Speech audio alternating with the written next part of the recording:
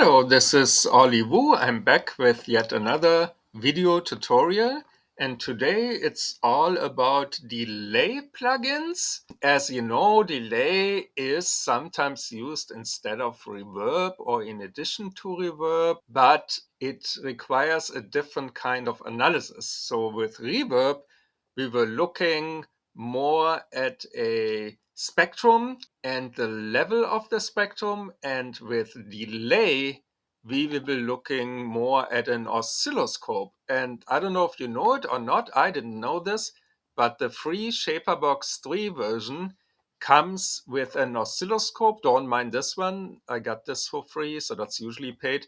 But it even also has a compressor that can be used as a multi-band compressor. So these are both free tools that are actually really cool. Today we will look at the oscilloscope. So I prepared a 2-bar loop with a short burst of white noise. So when I play this, you can just see the white noise at the beginning of the first bar. And I can set this here, for example, to 2 bars. And this way it's not being overwritten when the second bar starts. But if I stop it, it will still be overwritten. So sync is the easiest method. You don't have to set anything else, but you can also set audio, enable the settings here, and then here you can set a trigger for the level that you want. And that's the trigger that starts the whole sequence, and that it will stay actually on screen and it will not disappear. You can also change the setting here. You can also split this into left and right channel, and you can decide if you want to show a sidechain or not. As I have been showing you in a previous video, I've been using the Melda noise generator again with the white noise setting, and I used this just once to record this burst here. And from now on, I'm basically not using this, but I'm using this as my tone generator. I did the usual connections that I showed you also multiple times in my previous tutorials, where I sent the signal at 0 dB to one delay here, and then I send it again to another delay here. We'll come to that in a second. And then from both of the delay channels, I'm going to this analyzer channel. So this is really what connects this to the analyzer. And as soon as I switch on the delay, you will actually see the delay line basically working here. In this case, we're just doing a beat delay when you really just want to repeat a word in the rhythm of your song, let's say, after the end of every phrase. You can automate the bypass here, for example, and just activate this in time for the last word, and that it will repeat that, in this case for 2 bars. And a funny thing that some delays have is ping pong. And in that case, they're actually coming left and right in turn.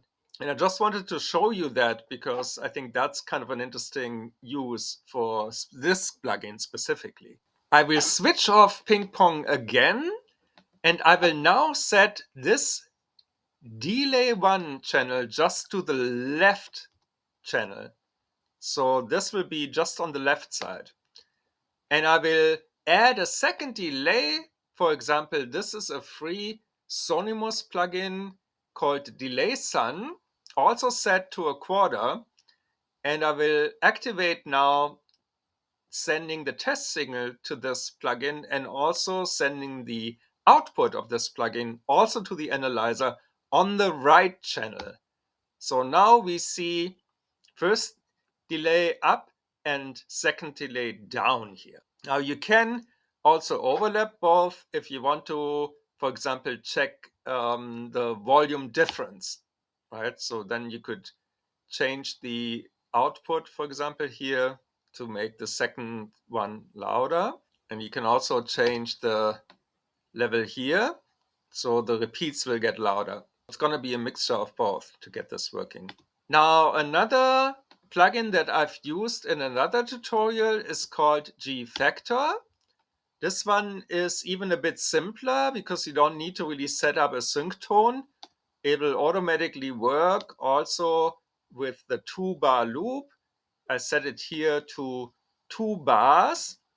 Here you can set likewise the amplification level of the amplitude, similar to how I showed you. And then you can only show it overlaid. So you can show left or right.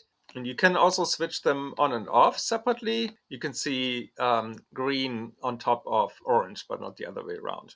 And there's a second plugin from TubiPlate, which is quite similar.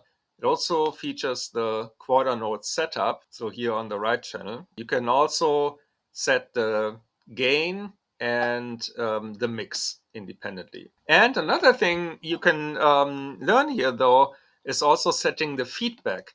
Because if you set the feedback too low, your repetitions will run out before the end of the 2 bars. Yeah, so this is what I wanted to show you today. So you have 2 free options for oscilloscopes, the ShaperBox. Make sure you save these settings so you don't have to reset all of this every time you're using it. And then also the gFractor combined spectrometer and oscilloscope, which I was showing also in a couple of other tutorials. Thanks a lot. This was Olivu. See you next time. Bye.